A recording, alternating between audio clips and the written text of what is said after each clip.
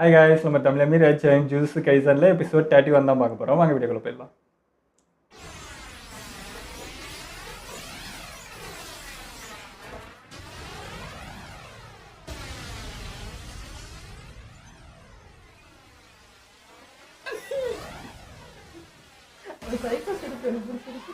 இது இன்ஸ்டாகிராமில் ஒரு பொண்ணு இப்படி தான் சிரிக்கும்.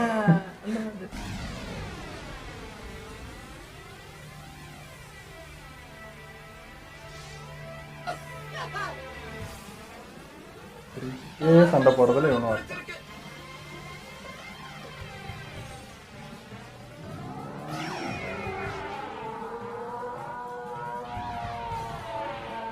உனக்கு பிடிச்சி ஒரு நெசிக்கிடாத அது. ஆட்சியில் அவள் பார்க்குற மாதிரி.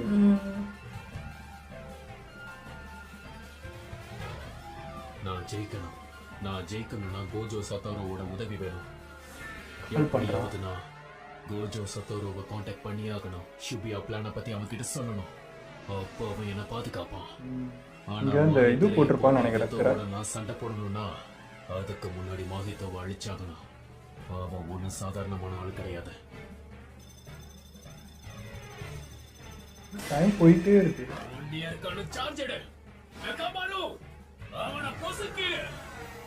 சார்ஜ் எடுத்து தான் அடிக்கிறான். இதுதான் டவுட்டா இருக்கு.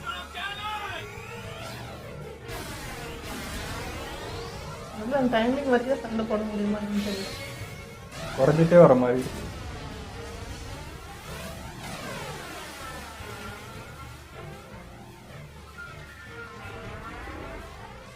மாயத்தில் இவனுக்கு போட்டிருக்காங்களா இல்லை அவங்களுக்கு அவங்க போட்டிருக்காங்க? இவங்களுக்கு போட்டிருக்காங்க. இவனால இப்போ ஃபோன் பண்ண முடியாது. இல்லை கனெக்ஷன் அங்கே மட்டும்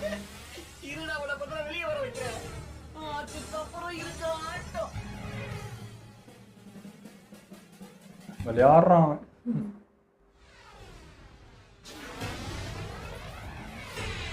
வச்சிடறானே, நெசிக்கிட கூடாதான். மாஹித்தோட ஆன்மாவுக்கு பாதிப்பை ஏற்படுத்த முடியாது. இந்நேரம் இந்த விஷயம் அவனுக்கு நல்லாவே தெரிஞ்சிருக்கும்.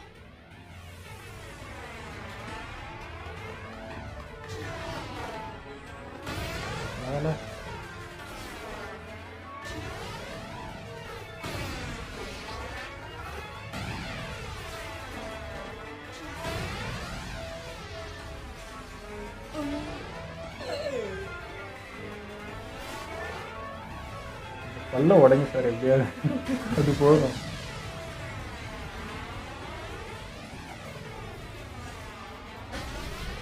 ஃப்ரிட்ஜு காலி.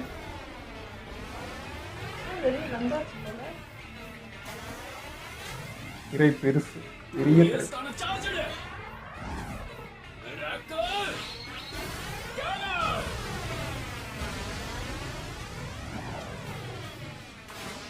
அவராதான் இருக்கு, ஆனா எதுவுமே வேலைக்கு ஆகலையே. ஸ்லோவா இருக்கு. நீ அட்டாக் பண்றதை நிறுத்த மாட்ட. என்னோட அட்டாக்ஸையும் நீ பெருசா பொருட்படுத்த மாட்ட. அந்த நேரத்துல தான் உன் மேல இந்த அட்டாக் பண்ணுவேன். என்ன அட்டாக்? அபரமான சக்தி. நான் கொஞ்சம் தாமதப்படுத்தினாலும் அவன் என் ஆர்மரையே உடைச்சிடுவான். என்னடா? எனக்கு 4 வாய்ப்பு இருக்கு. விடக்கூடாது. இவனை இங்கேயே இப்பவே முடிச்சாகணும். லான்ச்சர் மாதிரியா? அதுதான்.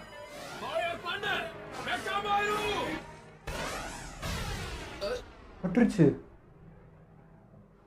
இதுல எந்த பிரயோஜனமும் இல்ல. இவ்வளவு நேரம் நான் பண்ண எதையுமே கவனிக்கலையா? அட ஓ, பண்ணுதா? 2 பக்கம் அடி. நான் கூட வேஸ்டா பெருமோ நினைச்சேன். பரவாயில்ல. அவன்கிட்ட தான் இது இருக்கு, திரும்ப எடுத்துப்பான். இங்கே ஏதோ ஒரு வீக்னஸ் இருக்கும், அது என்னன்னு தெரியல. நான் வச்சுட்டு இருக்க வெசல் மொத்தத்தையும் போகணும். என்னப்பா நடக்குதுங்க? என் ஆன்மாவையே அவன் அழிச்சுட்டானா?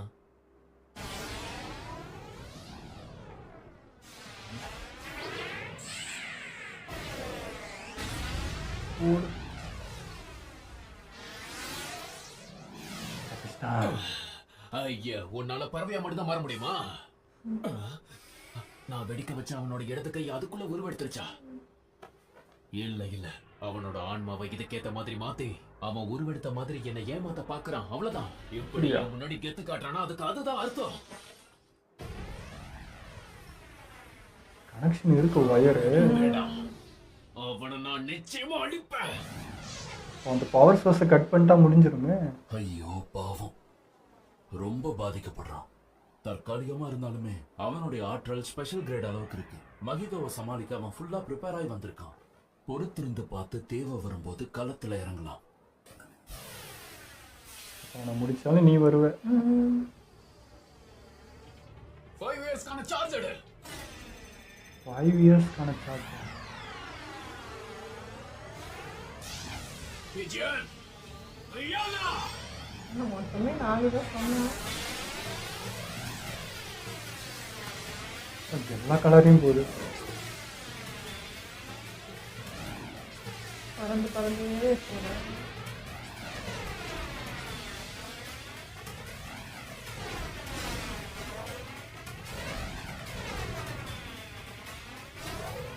எலி என்னடா என்னென்னமோ உருவத்துல மாறி மாறி போயிட்டு இருக்கான் அவன். குரங்கா போறான், எலியா போறான்.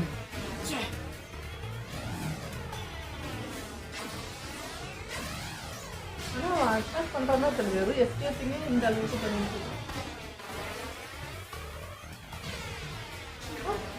அவ செய்ய எந்த அட்டாக் இந்த ஆன்மாவை பாதிக்கும்னு தெரியலையே. அதனால அதைத்தான் நான் முதல்ல தெரிஞ்சுக்கிறேன். கட் பண்ணிட்டான், பவர் சோர்ஸை கட் பண்ணிட்டான். போச்சு. இதான் ஒரு மிஷின்ல பெரிய வீக்னஸே அதுதான்.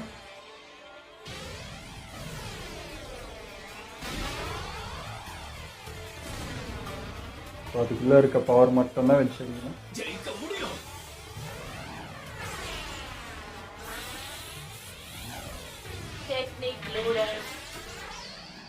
என் நண்பர்களை பார்ப்பேன், நான் நிச்சயம் ஜெயிப்பேன்.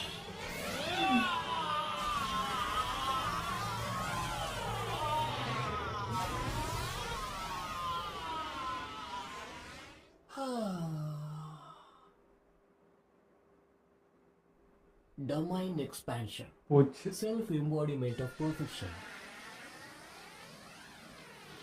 அவன் டொமைனுக்குள்ள போயிட்டானா?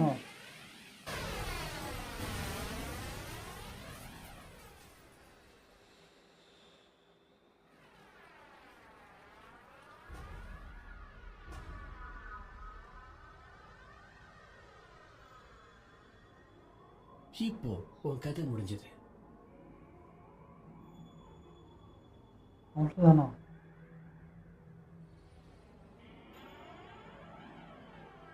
Idle transfiguration.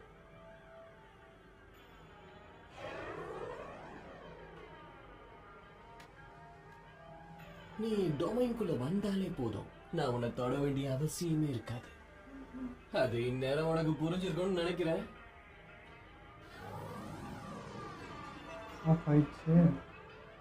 என் சபிக்கப்பட்ட திறன் எல்லாமே இதுக்குள்ளதான் அடைஞ்சிருக்கு. இதை தவிர வேற எதாலையுமே இந்த டெக்னிக்கை மேனேஜ் பண்ணவே முடியாது. ஹாலோவீனுக்கு இன்னும் 10 நாள் இருக்கு. அப்படி இருக்கும்போது என் ஆற்றலை பாதுகாக்க டொமைனை யூஸ் பண்ண மாட்டேன்னு நினைச்சிட்டியா? 10 நாள் இருந்தா நான் உலகத்தையே புரட்டி போடுவேன்டா. ஸ்டாக்ல இன்னும் 2 மிச்சம் இருக்கு. இன்னும் 2 இருக்காங்க. நேரால உருவானது ஜுஜுட்சு உச்சத்தை அடைஞ்ச காலம் அது. அப்போ பயங்கரமான ஆன்மாக்களும் சாபங்களை பயன்படுத்துற ஆளுங்களும் இருந்தாங்க. சதாட்சுன ஆஷியா தான் தன்னோட சீடர்களை பாதுகாக்க இதை பயன்படுத்தினாரு. புதுசா ஏதாவது திட்டம் போடலான்னு எதுவும் கனவு காணாத என்ன? என்ன அவன் முகத்தை பார்க்க முடியலன்னு தான் கொஞ்சம் வருத்தமா இருக்கு. தலைமுறையை கடந்து வந்த டெக்னிக் இது.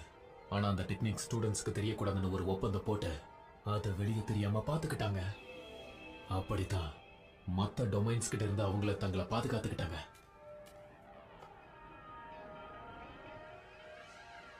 பலவீனமானவங்களுக்கு தான் அந்த டொமைன்.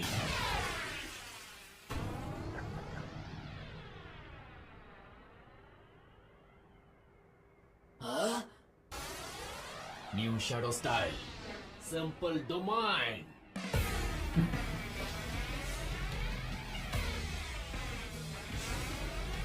எல்லாத்தையும் மும்பரமா கவனிச்சிருக்க. ஓ,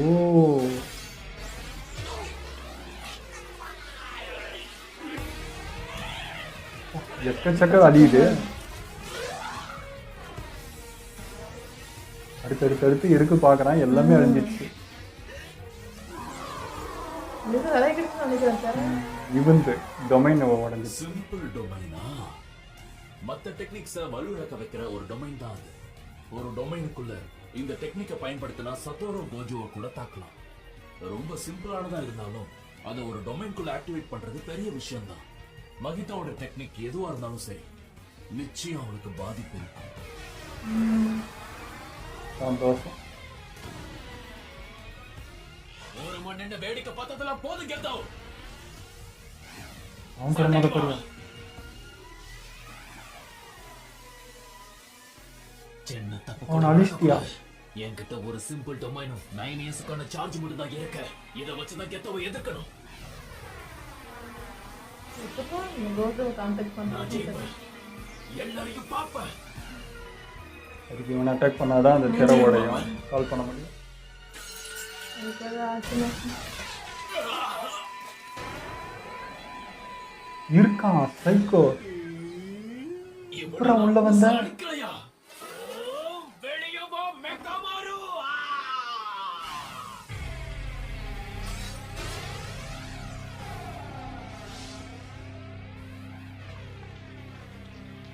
இன்னும் எனக்குள்ள ஒரே ஒரு டொமைன் மட்டும் வச்சு இருக்கு. அவனை நான் நேரடியாவே வச்சு தாக்குறேன். ஆரம்பிக்கலாமா? மெக்காமாரு.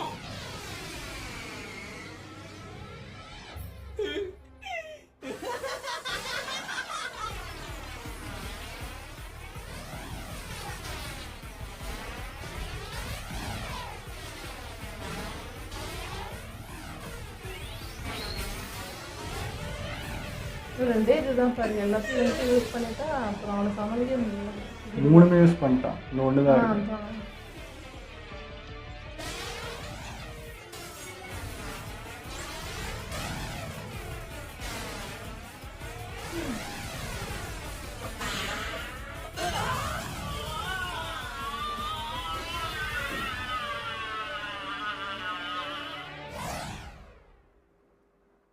என்னடா ஆச்சு?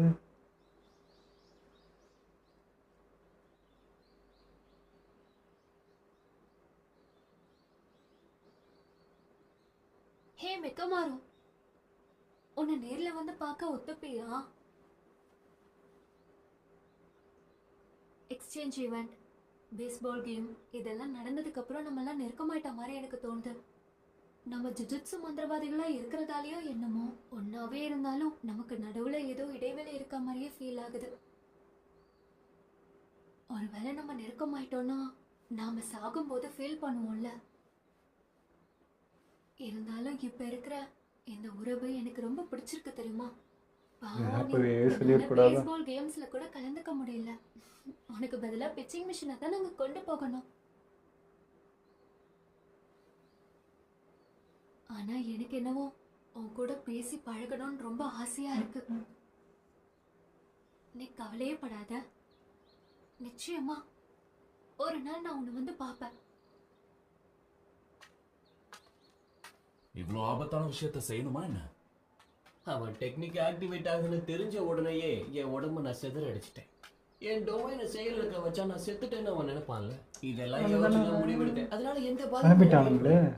அவன் சிம்பிள் டொமைனை பயன்படுத்தினது நீ பாத்தியா? நல்ல வேளை மெயின் ஷோக்கு முன்னாடியே நாம இதை பார்த்துட்டோம். ஆமா, அதனாலதான் என் மாயத்திரையை கூட நான் கொஞ்சம் அட்ஜஸ்ட் பண்ணேன்.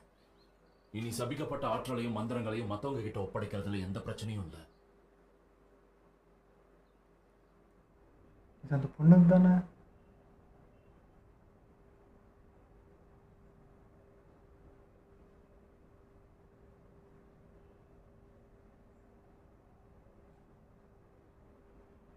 யாருமே இல்லை. 2018 அக்டோபர் 31 சாயங்காலம் 7 மணிக்கு அப்புறம் டோக்கியோ டிபார்ட்மெண்டல் ஸ்டோரோட டொயோகோ கிட்ட 400 மீட்டர் பரப்பளவுல ஒரு மாயை திரை செயலுக்கு வந்தது. ஓ,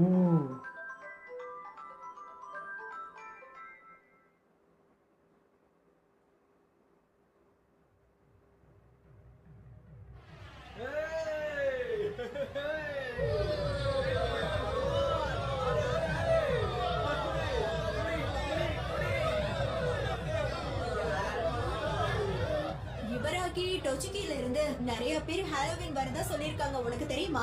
இது அவ்வளவு தூரத்துல இருந்தா? எக்ஸ்கியூஸ் மீ, உங்க கூட ஒரு செல்ஃபி எடுத்துக்கலாமா? நீங்க செம கியூட்டா இருக்கீங்க. தேங்க்ஸ்ங்க. எடுத்துக்கலாமே. அடுத்த வருஷம் ஷிபியாக்கு வர ஐடியாவே வேண்டாம். என்னது அது? எனக்கு தெரியுதா? அதான்டா, அங்க பாரு.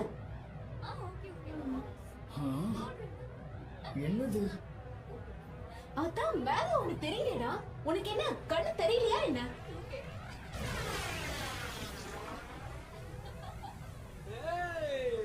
எல்லாத்தையும் மூடு. ஒரு ஊருக்கே தெரிய போட்டாங்க. பாத்து போக முடியல. டேய். கிறுக்கு பையன் போதையில என்ன பண்றானே அவனுக்கே தெரியல. இதுக்கே போதை ஆயிட்டியா? இல்லடா, அங்க ஏதோ செவரு இருக்கு, நான் பார்த்தேன்.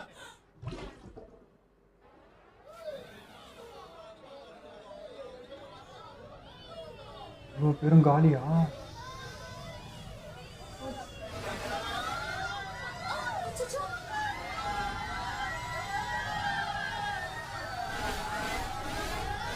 இழுக்குது எல்லாரையும்.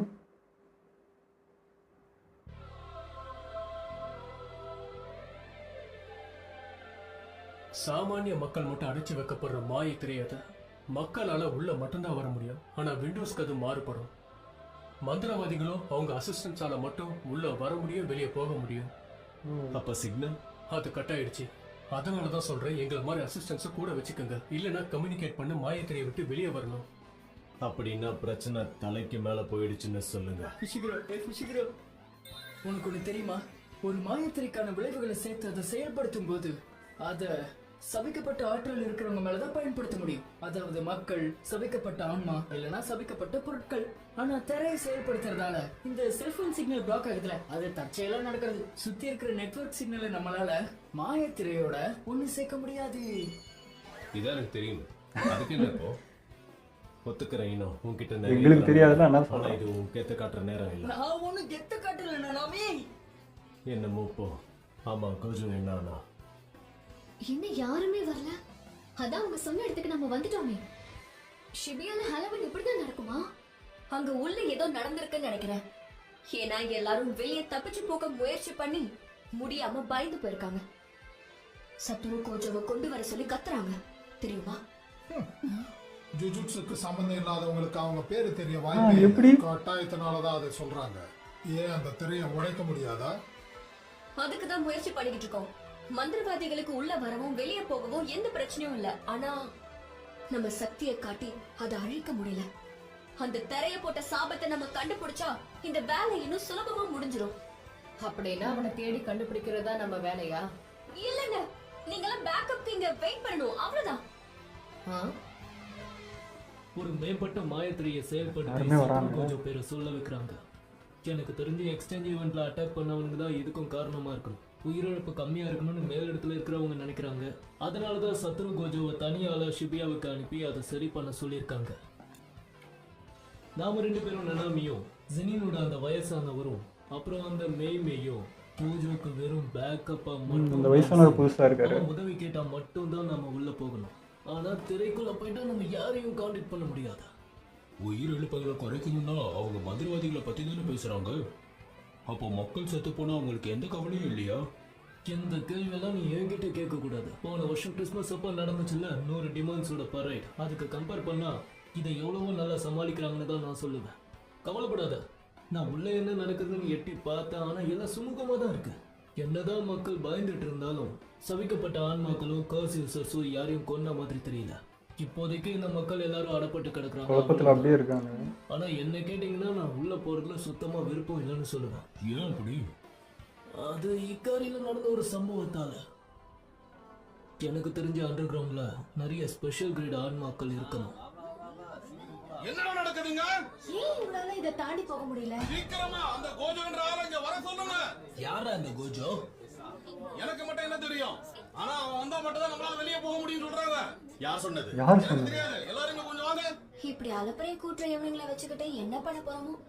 ஹாரர் படத்துல தான் மாட்டிக்கிட்டா தப்பிக்க முடியாதுன்னு சொல்வாங்க. எனக்கு ஒண்ணும் இது ஆபத்தானதா தெரியல. யாராவது ஹெல்ப் பண்ண வருவாங்க. ஆனா இங்கதான் சிக்னலே இல்லையே. அங்க நடந்த அந்த விஷயத்தை நீங்க பாத்தீங்களா இல்லையா? எல்லாரும் இழுக்கப்பட்டாங்க. ஸ்டேஷனோட ஜங்ஷன்ல இருந்த மக்கள் கூட்டம் எல்லாரும் ஏதோ காத்தால இழுக்கப்பட்டாங்க. இந்த பாத் டப்ல தண்ணி எப்படி ஒழிஞ்சு போகுமோ அந்த மாதிரி. இது மட்டும் இல்லன்னா எப்போ நான் எங்க வீட்டுக்கு போயிருப்பேன். அதனாலதான் என்ன பண்ணணும்னு யோசிங்கன்னு சொல்றேன். முட்டா பசங்களா. ஏய், இவ்ளோ பேசுறியே, நீ ஏன்டா இத பத்தி யோசிக்காம இருக்க? யாரா நீ? கோஜோ. கோஜோ. ஓ சாரி. நீ கூப்பிட்டாலே அவன் தான்டா. இந்த எபிசோட் நல்லா இருந்துச்சு. ஆனால் என்ன மெக்கமாரு தான் தப்பான முடிவு எடுத்த மாதிரி தான் இருந்துச்சு. தனியாக போராடி இருக்கக்கூடாது, ஏதாவது ஒன்று பண்ணிட்டு வந்திருக்கலாம். இவனுக்கு அதுக்குள்ளே தெரிய போட்டானுங்க. ஸோ கான்டாக்ட் பண்ண வழியில் அதாவது சிக்னல் கட் ஆகிடும்னு ஒன்று. ஸோ அதுக்குள்ளே மாட்டிக்கிட்டான். ஆனாலும் போராடினான். அவனுக்கு என்ன சொல்கிறது, தனியாலாம் நின்று இவ்வளோ பண்ணதே பெருசு தான். பட் அந்த சைக்கோ என்ன சொல்கிறது, அதான் உடம்பு வச்சுட்டே இருக்கேன், நீ என்ன பண்ணாலும் பண்ணிடுவான்றது தான். நிறைய டெக்னிக் யூஸ் பண்ணான், என்னென்னமோ பண்ணான்.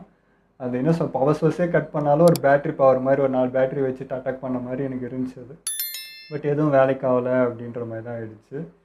இப்போ தான் வந்தான், கம்முன்னு அதுக்குள்ளே இருந்தாலாவது உயிரோடு வந்து ஏதாவது ஹெல்ப்பாவது பண்ணிட்டு இருந்திருக்கலாம். ஏன்னா இவளும் இப்போ தான் கரெக்டாக இவளோட ஃபீலிங்ஸ் தான் சொல்கிறான். இப்படி இருக்குது எனக்கு பிடிச்சிருக்கு. இதெல்லாம் மேபி முன்னாடியே சொல்லியிருந்தா கூட இவன் இந்த உடம்பை மாற்றிக்கிறது இதுக்கெல்லாம் போகாமையாவது இருந்திருப்பான். ஸோ அது டிலே ஆகிடுச்சு, எல்லாமே தப்பாக முடிஞ்சிட்ட மாதிரி போயிடுச்சு. அந்த தனிமை தான், வேறு ஒன்றுமே இல்லை. இப்போ இவன் மாதிரி பேசுகிறதுக்கு இதெல்லாம் இவ சொன்ன ஃபீலிங்லாம் அவனுக்கு முன்னாடி தெரிஞ்சிருந்தேன். இவன் என்னன்னா நம்மளை யாருமே கண்டுக்கலை அப்படின்ற மாதிரி இருந்தான். சும்மா யூஸ் பண்ணிக்கிறாங்க எந்த உருவம், ஏன்னா எனக்கு உருவம் இல்லைன்றதுனால தான் அப்படி பண்ணான். இந்த ஃபீலிங் கொஞ்சம் ஒரு நாளைக்கு முன்னாடி பேசியிருந்தா நல்லா இருந்திருக்குமே. அவன் நினைவில் இருந்தப்பயாவது பேசியிருந்தா கூட மேபி இதுக்குள்ளே போகாமல் தப்பிச்சுருந்துருக்கலாம். சரி அப்படி தான் முடியணும்னு இருக்குது, முடிஞ்சு போச்சு. இப்போது இந்த ஊருக்குள்ளே தாங்க இந்த பெரிய திரை போட்டு இங்கே வர வைக்கிறதுக்கு பார்க்குறாங்க போல இருக்குது. அது கோஜோவை இந்த இடத்துக்கு வர வைக்கிறதுக்கு முன்னாடியே சொன்னான் நம்ம சுகுரு கோஜோவை அரெஸ்ட் பண்ணணும் அப்படின்னு சொல்லிட்டு. மேபி அந்த பிளானாக என்னன்னு தெரியல. ஏன்னா இப்போ மக்கள் அரெஸ்ட் பண்ணி மக்கள் மூலியமாகவே அந்த எண்ணத்தை இது பண்ணியிருக்கான். அந்த பேரை சொல்லி கூப்பிடு, அப்போ தான் நீலாம் தப்பிப்பேன்றதுக்கு ஏதோ அப்படியே கூட்டத்துக்குள்ள அப்படியே பரப்பி விட்டுருக்கான். அதனால் கோஜோன்றாங்க எல்லாரும்.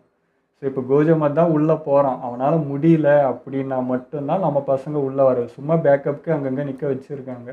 அவனாலே முடியலன்னா மட்டும் நீங்கள் உள்ளே வாங்க, இது வரைக்கும் வராதிங்கன்ற மாதிரி போயிருக்கு. அது புதுசாக ஒரு வயசானவர் இவரும் வந்திருந்தார், மீசை ரொம்ப ஷார்ப்பாக.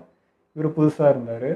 இவர் என்ன பவரோ தெரியல. ஸோ புது ஆளுங்களாம் வந்த மாதிரி தெரிஞ்சது. நம்ம இட்டாத வரைக்கும் தான் காணோம். அவனை தரும் இது எல்லாருமே காமிச்சாங்க. பார்ப்போங்க இது என்ன நடக்குது. இங்கே இப்போது பெரிய ஒரு வாரம் நடக்குமா என்னன்னு தெரில. நம்ம அந்த மூவியில் பார்த்தோம் அந்த மாதிரியே இருந்துச்சு இந்த இடம் பார்க்கறதுக்கு. மேபி அந்த மாதிரி நடக்குமோ என்னமோ தெரில. ஓகே, இதோ நம்ம வீடியோ முடிச்சுப்போம். மறக்காமல் லைக் கமெண்ட் ஷேர் பண்ணுங்கள், மறக்காமல் சப்ஸ்கிரைப் பண்ணிடுங்க.